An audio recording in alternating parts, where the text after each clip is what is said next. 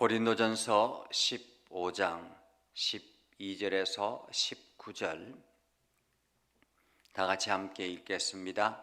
그리스도께서 죽은 자 가운데서 다시 살아나셨다 전파되었거늘 너희 중에서 어떤 사람들은 어찌하여 죽은 자 가운데서 부활이 없다 하느냐. 만일 죽은 자의 부활이 없으면 그리스도도 다시 살아나지 못하셨으리라. 그리스도께서 만일 다시 살아나지 못하셨으면 우리가 전파하는 것도 헛것이요 또 너희 믿음도 헛것이며 또 우리가 하나님의 거짓 증인으로 발견되리니 우리가 하나님이 그리스도를 다시 살리셨다고 증언하였습니다. 만일 죽은 자가 다시 살아나는 일이 없으면 하나님이 그리스도를 다시 살리지 아니하셨으리라. 만일 죽은 자가 다시 살아나는 일이 없으면 그리스도도 다시 살아나신 일이 없었을 터이요 그리스도께서 다시 살아나신 일이 없으면 너희의 믿음도 헛되고 너희가 여전히 죄 가운데 있을 것이요 또한 그리스도 안에서 잠자는 자도 망하였으리니 만일 그리스도 안에서 우리가 바라는 것이 다만 이 세상의 삶뿐이면 모든 사람 가운데 우리가 더욱 불쌍한 자이리라. 아멘. 오늘도 하나님의 은혜가 여러분의 삶에 가득하기를 바랍니다. 여러분을 통해서 하나님의 영광 나타나기를 주님의 이름으로 축복합니다. 요즘도 교회 안에서 부활을 믿지 않는 사람들이 많이 있습니다. 교회를 다니는데 정작 예수 그리스도의 부활과 우리의 삶의 부활을 믿지 않는 사람들이 너무 많습니다. 그렇게 그냥 교회를 종교적인 이유로 다니고 교회를 그저 하나의 여러 가지 액세서리처럼 그렇게 다니는 사람들이 굉장히 많습니다. 특히나 신학자들 중에서도 부활을 믿지 않는 사람들이 있습니다. 그들이 주장하는 것은 사람이 죽으면 어떻게 되는가, 사람이 죽으면 어떻게 부활할 수 있는가, 한번 죽었는데 어떻게 부활할 수 있는가라고 그렇게 주장한다라는 것입니다. 그런데 오늘 사도 바울은 부활이 없다면 어떻게 되는가라는 것입니다. 당시에 고린도 교회도 마찬가지입니다. 고린도 교회도 사도 바울을 통해서 교회가 세워지고 예수 그리스도의 부활의 복음을 전하고 하나님 나라를 향해서 달려가며 교회가 든든히 섰는데 가만히 들어온 유대인들이나 가만히 들어온 사람들이 교회 안에 들어와서 부활이 없다고, 예수 그리스도의 부활도 거짓말이라고 그렇게 주장하는 사람들이 많더라라는 것입니다. 부활이 없다면 어떨까라는 것입니다. 여러분 한번 생각해 보십시오. 만약에 부활이 없다면 우리나라에 복음이 들어올 때 그때 우리나라는 참으로 암울한 땅이었습니다. 조선의 현실을 바라보던 언더우드 선교사가 이렇게 고백합니다. 오 주여, 지금은 아무것도 보이지 않습니다. 주님, 메마르고 가난한 땅, 나무 한 그루 시원하게 자라 오르지 못하고 있는 땅에 저희들을 옮겨와 앉히셨습니다. 한마디로 이 가난한 땅, 메마르고 가난한 땅, 나무 한 그루 시원하게 자라 오르지 못하는 이 땅에 하나님께서 그 선지자 일행을 옮겨와 앉히셨다라는 것입니다. 만약에 부활이 없다면 그들이 이 땅에 올 이유가 있었을까요? 그 넓고 넓은 태평양을 어떻게 건너왔는지 그 사실이 기적입니다. 사실 120년 전에 태평양을 건너올 수 있는 거대한 배가 없습니다. 지금처럼 항해를 편안하게 할 수 있는 그러한 배가 없습니다. 아주 조그만 배로 이곳저곳 다니다가 지금 조선 땅에 오게 된 것이죠. 주께서 붙잡아 뚝 떨어뜨려 놓으신 듯한 이곳, 지금은 아무것도 보이지 않습니다. 보이는 것은 고집스럽게 얼룩진 어둠뿐입니다. 120년 전에 이 땅은 어둠이었습니다. 어둠과 가난과 인습에 묶여있는 조선 사람들 뿐입니다. 그들은 왜 묶여 있는지도 고통이라는 것도 모르고 있습니다. 고통을 고통인 줄 모르는 자에게 고통을 벗겨주겠다고 하는 의심부터 하고 화부터 냅니다. 고통을 고통인 줄 모르는 자에게 고통을 벗겨주겠다고 하면 의심부터 하고 화부터 냈다고 합니다. 조선의 마음이 보이질 않습니다. 그리고 저희가 해야 할 일이 보이지 않습니다. 그러나 주님 순종하겠습니다. 겸손하게 순종할 때 주께서 일을 시작하시고 그 하시는 일을 우리들의 영적인 눈이 볼 수 있는 날이 있을 줄 믿습니다. 지금은 우리가 서양 귀신 양귀자라고 손가락질을 받고 있사오나 저희들이 우리 영혼과 하나인 것을 깨닫고 하늘나라의 한 백성 한 자녀임을 알고 눈물로 기뻐할 날이 있음을 믿나이다. 학교도 없고 그저 경계와 의심과 멸시와 천대만이 가득한 곳이지만 이곳이 머지않아 은총의 땅이 되리라는 것을 믿습니다. 주여 오직 제 믿음을 지켜주소서. 이 땅에 선교사로 찾아온 언더우드 선교사가 120년 전에 했던 기도입니다. 여러분, 부활이 없다면 그 선교사가 이 땅에, 이 참혹한 땅에 주의 복음을 들고 올 수 있었겠습니까? 선교사가 기도했던 것은 머지않아 은총의 땅이 되리라는 것을 믿습니다. 은총의 땅이 되리라는 것을 믿습니다. 그리고 그로부터 120년 지금 이 땅은 어떻습니까? 열방으로 나아가 있는 선교사들이 가득한 그러한 땅이 되었습니다.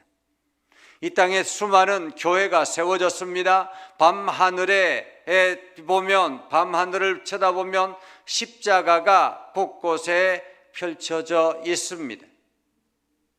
주의 복음이 들어가지 않은 곳이 없을 정도로 마을마다 교회가 세워져 있습니다. 부활이 없다면 이러한 일들이 어떻게 일어날 수 있겠습니까? 오늘 사도 바울은 만약에 부활이 없다면 이라고 이렇게 이야기합니다. 만약에 부활이 없다면 그리스도께서 죽은 자 가운데서 다시 살아나셨다 전파되었거늘 너희 중에 어떤 사람들은 어찌하여 죽은 자 가운데서 부활이 없다 하느냐라고 말합니다. 죽은 자 가운데서 부활이 없다 하느냐. 여러분, 많은 사람들이 사람이 한 번 죽으면 끝난다고 생각합니다. 부활을 감히 생각할 수조차 없다고 합니다. 그저 이 땅에 살다가 한 번 죽으면 끝나는 것이지 이것이 다시 부활한다라는 것이 무슨 의미가 있느냐고 이야기합니다. 그런데 부활이 없다면, 우리가 부활이 없다면 지금 이렇게 노력할 필요가 있겠습니까? 지금 우리가 이렇게 교회 안에서 헌신할 필요가 있겠습니까? 부활이 없다면 우리가 시간을 내서 돈을 내서 이렇게 교회를 세우고 하나님의 복음을 향해서 달려갈 이유가 있겠습니까? 만일 부활이 없다면, 죽은 자의 부활이 없으면 그리스도도 다시 살아나지 못하셨으리라. 그리스도가 다시 살아나셨다라는 것은 반드시 죽은 자도 부활한다라는 그러한 사실을 인정하는 것입니다. 그리스도만 부활하고 나머지 사람들은 부활하지 않는다. 그것은 아무런 의미가 없는 거죠. 부활이 있기 때문에 그리스도가 다시 살아나신 것입니다. 그리스도께서 만일 다시 살아나지 못하셨으면 우리가 전파하는 것도 헛것이요 너희 믿음도 헛것이라. 여러분, 그렇지 않겠습니까? 예수 그리스도께서 다시 살아나지 못했다면 우리가 지금 전파하는 것이 무슨 의미가 있겠습니까? 우리가 복음을 전하는 것이 무슨 의미가 있겠습니까? 복음이 우리에게 어떤 영향을 줄 수 있겠습니까? 부활이 없다면 말입니다. 예수 그리스도께서 다시 살아나지 않았다면 이런 모든 것은 의미가 없는 것이죠. 왜 그렇습니까? 가짜이기 때문에 그런 것입니다. 오늘 우리가 복음을 전하고 우리가 그리스도인으로 살고 우리가 하나님의 거룩한 백성이라 스스로가 자부하며 살아가는 이유는 예수 그리스도께서 나를 위해서 십자가에 달려 죽으시고 부활하셔서 우리에게 산 소망을 주셨기 때문에 그렇습니다. 부활이 없다면 이 모든 것은 의미가 없는 것입니다. 또 우리가 하나님의 거짓 증인으로 발견되리니, 하나님의 거짓 증인으로 우리가 하나님이 그리스도를 다시 살리셨다라고 증언하셨는데 그것이 거짓 증언이 되는 것입니다. 위정죄가 된다라는 말이죠. 국회에서 위정죄를 하면 처벌을 받습니다. 법원에서 위정죄를 하면 처벌을 받습니다. 마찬가지로 이 땅을 창조하신 하나님 앞에서 우리가 위정한다면 어떻게 되겠는가라는 것입니다. 만일 죽은 자가 다시 살아나는 일이 없으면 하나님이 그리스도를 다시 살리지 아니하셨으리라. 만일 죽은 자가 다시 살아나는 일이 없으면 그리스도도 다시 살아나신 일이 없을 것이고, 그리스도께서 다시 살아나신 일이 없으면 너희의 믿음도 헛되고 너희가 여전히 죄 가운데 있을 것이요.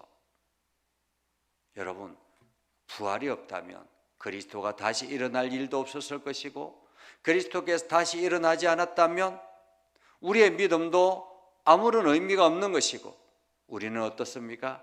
여전히 죄 가운데 멸망을 향해 걸어갈 수밖에 없는 존재인 것입니다. 또한 그리스도 안에서 잠자는 자도 망하였으리니, 왜 그렇습니까? 그리스도 안에서 잠잔다 할지라도 부활이 없다면 그냥 평생 그렇게 잠자기 때문에 의미가 없는 것이죠. 만일 그리스도 안에서 우리가 바라는 것이 다만 이 세상의 삶뿐이면 모든 사람 가운데 우리가 더욱 불쌍한 자이랴. 그렇지 않습니까? 사도 바울이 성공할 수 있는 자격의 조건이 다 갖추어져 있는 사람이었습니다. 그는 로마의 시민권이 가지고 있었고, 그리고 유대인 당대 최고의 가말리엘 학문에서 공부를 했고, 할 수만 있다면 그는 제사장의 그 사역을 능히 감당하며 유대 사회에서 당당하게 한 자리를 차지하며 살아갈 수 있는 그러한 사람이었을 것입니다. 그런데 이 모든 것을 배설물과 같이 버린 이유는 무엇입니까? 예수 그리스도의 부활을 직접 경험했기 때문에 그렇습니다. 그가 불과 얼마 전까지만 해도 예수 그리스도를 믿는 사람들은 다 잡아가두겠다, 예수는 가짜다, 그렇게 큰 소리 쳤던 사람이었습니다. 그런데 그가 부활하신 예수님을 만나고 난 다음에 그 모든 것을 배설물같이 여기지 않았습니까?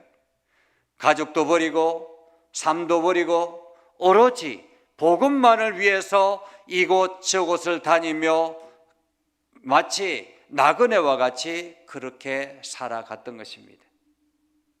세상적으로 보기에는 가장 비참하고 가장 가난한 삶을 살아간 사람이 바로 바울이었습니다. 만약에 부활이 없다면 이것이 얼마나 억울하겠습니까? 만약에 부활이 없다면 사도 바울이 이렇게 당당하게 나설 수 있었겠는가라는 것입니다. 과감하게 버릴 수 있었겠는가라는 것입니다. 그리스도의 사랑을 아는 사람이 그리스도를 따르는 것입니다. 그리스도의 사랑을 아는 사람이 모든 것을 내려놓고 주님의 말씀 따라 살아가는 것입니다. 오늘 부활은 그 출발 단추라고 말할 수 있겠습니다. 핵심 자원이라 이렇게 말할 수가 있겠죠.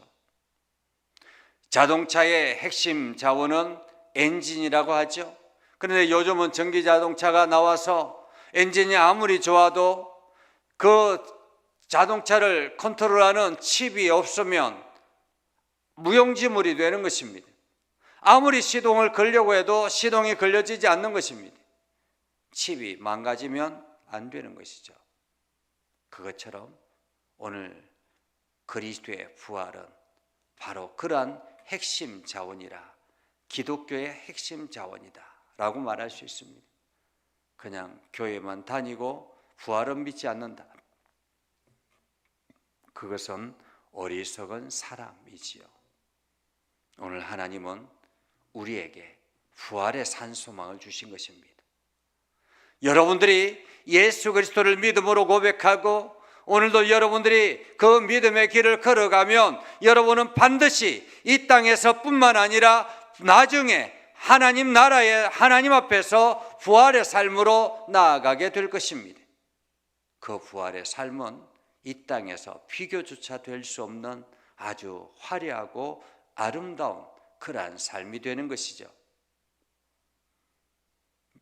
부활이 없다고 하는 사람들, 그들은 그들의 주장대로 내버려 두시고 오늘 우리는 부활의 삶을 소망하며 한 걸음 한 걸음 하나님이 기뻐하시는 삶을 살아가는 것, 이것이 오늘 이 땅에 그리스도인으로 살아가는 것입니다. 오늘 여러분들이 이러한 은혜를 경험하며 부활의 산소망 안에 있기를 주님의 이름으로 축복합니다. 기도하겠습니다.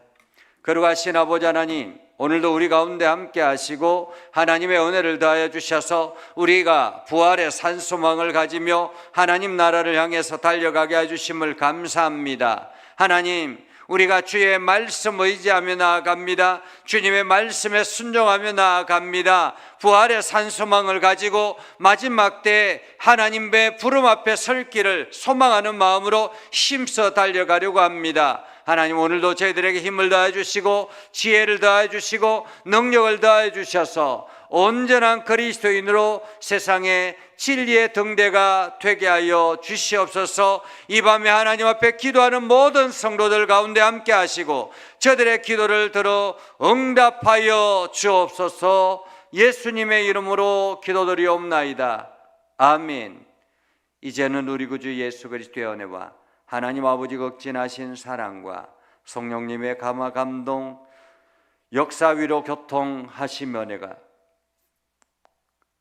부활의 소망을 가지고 주의 말씀 의지하며 주님의 뜻대로 살아가기로 다짐하는 믿음의 성도들과 저들의 하는 모든 일들 위해 이 교회와 세계 열방 위에 영원토록 함께 하옵시기를 간절히 축원하옵나이다. 아멘.